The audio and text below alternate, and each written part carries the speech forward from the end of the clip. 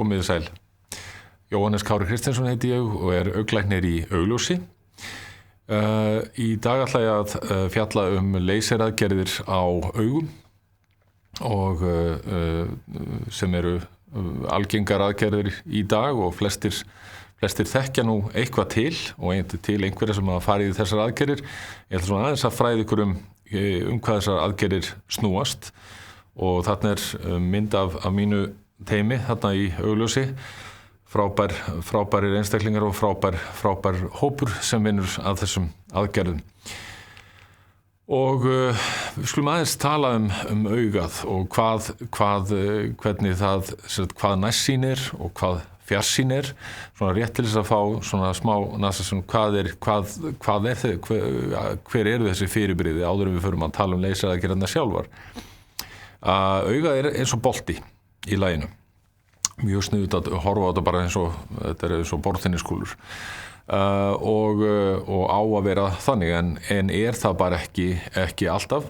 Við sjáum til dæmis hér á þessari slæðu að augað mun lengra og þetta nærsýnt auga. Það bara lengra heldur að eins og egg í laginu í staði fyrir að vera eins og borðtenniskúla í laginu. Og þetta hér síðan fjarsýni og þá erum við að tala auga sem ofinni stutt og þannig að það bara ekki vaxið nægilega og meðan að þetta auga hér, nærsýnaugað, hefur verið vaxið of mikið. Og þetta hvort tveggja, bæði nærsýnin og fjarsýnin skila sér í því að myndin lendir ekki á réttum fókus inn í auganu og þess vegna þarf gler eða snertilinsur til þess að bæta sjónina. Og það sem að við fjöllum fyrst og fremst hér og það sem leyseraðgerðirnar gera, þær eru fyrst og fremst til þess að breyta lögun hornhimnunnar. Og hvað hornhimnan? Og þessari slæðu sjáum við stærstu hornhimnu á Íslandi, það að segja kúpulinn á Perlunni og Öskjuhlíðinni, því þetta auðvitað í raun og veru eins og risastór hornhimna og við sjáum lagið mjög svipað og hornhimnunni á auganu. Þetta sem sagt kúpull sem hleypir í gegnum sig ljósi og það sem sagt það sem við sjáum svo á neðri myndinni, þarna hornhimnan og síðan þetta þverskurður á hornhimnunni, síðan sjáum við lithimnuna, þarna sjáum við augasteinin þarna fyrir innan, en þetta sem sagt og augasteinin aftari linsa augans á meðan að hornhimnan fremri linsa augans. Nú, sem sagt, eins og segi, fremri linsa augans og hún algjörlega tær og glær og á að vera það. Og þetta aðal ljósbrjótur augans, aðal linsa augans. Leyseraðgerðirnar breyta sem sagt yfirborði hennar og eins og ég sagði áðan að augasteinninn aftari linsa augans.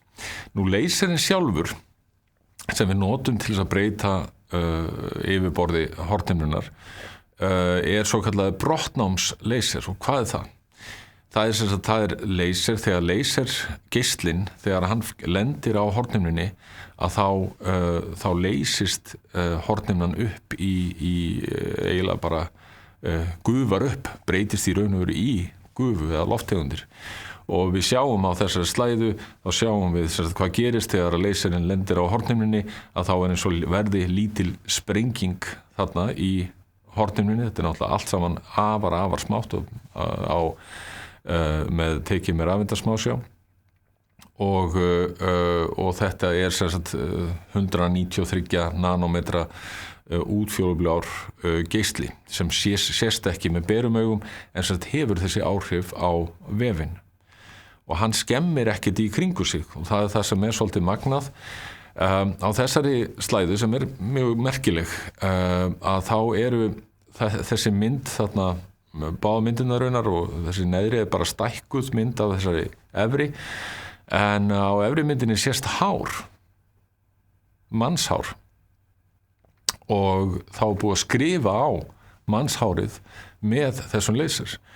Og þarna sést hversu nákvæmur þessi leysir þetta sami leysir og notaður til þess að útbúa rásir í tölvurásir, mjög smásæjar og þarna hann að skrifa á mannshár Þannig að þetta og þið sjáu að það engin skemmd í kringum stafina, heldur bara þar sem að hann meðhöndlar og þess vegna þetta svo nákvæmt. Nú, hvernig breytir leyseraðgerðin lögun hornhimnunnar? Hún hjá nærsýnum, þarna vinstra megin, þá gerir hún hornhimnuna flatari en hægra megin gerir hún hornhimnuna kúftari. Og þannig að það þýðir að geislinn hann breytir aðeins stefnu, það að segja hann fer myndin, hún brotnar síður hjá nærsýnum en betur hjá fjarsýnum og þannig að þá lendir myndin á réttum stað. Ef að þetta það sem að við gerum ef við forritum leysertækið áður en að leyseraðgerðinni kemur og þá reiknar leyserinn út hvað þarf að breyta lögun hornhimnunnar mikið til þess að fá að myndin komist í fókus inn í auganu hvort það of stutt eða of langt. Og það sem við gerum að við notum 2 leysertæki til þess að gera framkvæma aðgerðina og fyrst notum við leyser til þess að útbúa svokallaðan flipa á hornhimnunni og við köllum þá aðgerð LASIK, að það búin til flipi á hornhimnunni með sérstökum 15 sekúndu leyser og þessi leyser hann vinnur þannig að hann býr til loftbólur inn í hornhimnunni og býr þar til í raun og veru svona eins og litla eða flipa og það að segja sneið, þunna sneið á hornhimnunni sem við getum síðan flett frá. Síðan notum við hitt leysertæki til þess að endurmóta hornhimnuna og það í raun og veru það leysertæki framkvæmir aðgerðina sjálfa þar sem að hornhimnan gerð flatari eða kúftari eftir því hvort það fjarsýni eða nærsýni. Nú heildartíminn, hvað tekur þetta langa tíma? Þetta 90 mínútna aðgerð, við gerum bæði augun sama dag. Aðgerðina sjálfar þetta tekur ekki nema 10 mínútur korter, bæði augun. Það deyft með deyfidrópum.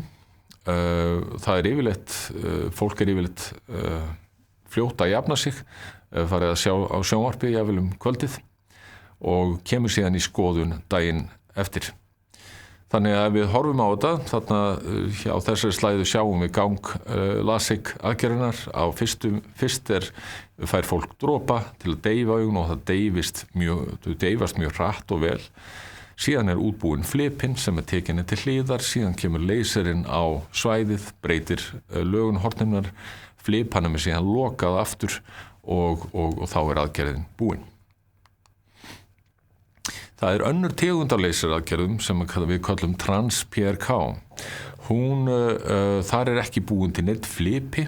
Það og þetta líka kallað svona snertilaus aðgerð. Það hornhimnan ekkert snert í raun af manns hendinni. Heldur leyserinn, hann bara sér þetta. Hann tekur þekjuna af og síðan endurmótar hann þekjuna á hornhimnunni og síðan endurmótar hann hornhimnuna á sama hátt og LASIK aðgerðin og við mælum með þessa aðgerð til ef að hornhimnan of þunn fyrir LASIK aðgerð þá þessi oft góður kostur. Það á sama hátt deyft með dropum og síðan snertilinsa sett yfir augað því að þekjan þarf að vaksa yfir aftur og það tekur aðeins lengri tíma út af því fyrir sjónina að koma eftir þá aðgerð heldur en eftir LASIK aðgerð þar sem að sjónin kemur nú tiltölulega eða í raunar mjög fljótt yfirleitt. En hvenær ekki mælt með leyseraðgerð? Og það ef að við komum til undir 18 ára aldri, börn fram að 18 ára aldri líka augun að breytast og þannig að það bara ekki mælt með því fyrir þann aldur. Nú ef sjónlagið ekki stöðugt, þannig að sín til dæmis ennþá aukast, þá ekki mælt með því heldur. Og ýmsir augnsjúkdómar eins og ský á augasteini, þá ekki mælt með aðgerð og í sumum líkamlegum sjúkdómum þá geta þeir valdið því að leyseraðgerð ekki gerleg. Ef að hornhimnan þunn, mjög þunn, þá ekki góð hugmynd að gera aðgerð og viðkomandi ekki kandidat. og í sumum tilvikum af því sem kallað letiauga þá ekki mælt með aðgerðum. Nú yfir 98% sjúklinga fá 100% sjón eða betri. Þannig að árangurinn mjög góður og 98% sjúklinga eru ánægð með árangur aðgerðunar og ánægð með sjónina. Nú leyseraðgerðin, þannig að árangurinn mjög góður af aðgerðunum, en þetta náttúrulega, það alltaf ákveðin áhætta af öllu. Hún mjög lítil, kringum 0,3% fá aukaverkanir sem hafa áhrif á sjón og daglegt líf. En öryggið sem sagt mjög mikið á þessum aðgerðum og það til dæmis talið að núna með þessum öryggiskröfum sem eru gerða núna og tækin orðin það fullkomin að leyseraðgerðin núna talin vera mun öruggari heldur en allumis snertilinsunótkun þar sem að ýmis vandamál geta komið upp sem að hafa áhrif á sjón. Nú og í flestum tilvikum, ef eitthvað kemur upp á með leyseraðgerðir, þá hægt að lagfæra það sem úrskeiðis fer. Nú, að lokum, leyseraðgerð á augum orðin ein algengasta aðgerð í heims þessar mundir. Þúsunda Íslendinga hafa farið í slíka aðgerð frá aldamótum þegar fyrsta aðgerðin var framkvæmd. Og öryggi aðgerðina hefur aukist og orðið meira en við notkun snertilinsa eins og ég nefndi áðan.